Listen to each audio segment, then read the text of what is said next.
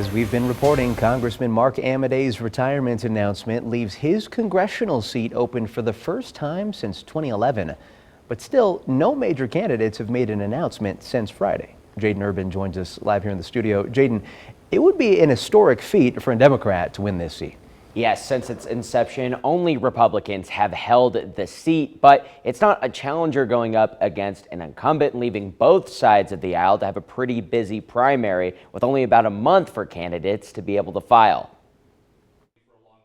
Congressman Mark Amadei's retirement announcement came as a surprise to many. The representative has held the seat since 2011. Congressional District 2 was birthed after the 1982 election, and during this stretch, only 4 total Republicans have held that position. The closest races for the district were in 1992 and 2006. In 92, Barbara Vukanovich beat Pete Severza by only 4.5 points. In 06, Dean Heller beat Jill Derby by about 6 points. Looking at the recent election, challenger Greg Kidd, who ran as a nonpartisan, lost by 19 points. But in the wake of the retirement, the entrepreneur says he thinks it's wide open. I just want to thank Mark for his service, but in terms of the election, it's game on. We have an open seat now.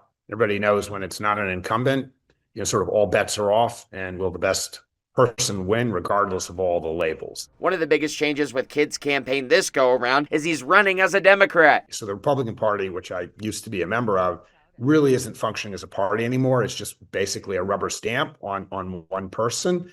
The Democratic Party is supposed to be playing the role of the loyal opposition. It doesn't have a control of either the Senate or the House or the Supreme Court or obviously the executive branch. So far, no new major candidates have emerged since the retirement announcement. In total, about 1 Republican and several Democrats have officially announced campaigns. State Senator Ira Hansen announced after considering the thought over the weekend that he decided his best fit is at the state level. Local attorney Joey Gilbert, who's also taken a crack at governor and lost, said on X that he was also considering. We reached out to Sam Brown's old campaign staff to see if he was thinking about entering the race, but have not heard back.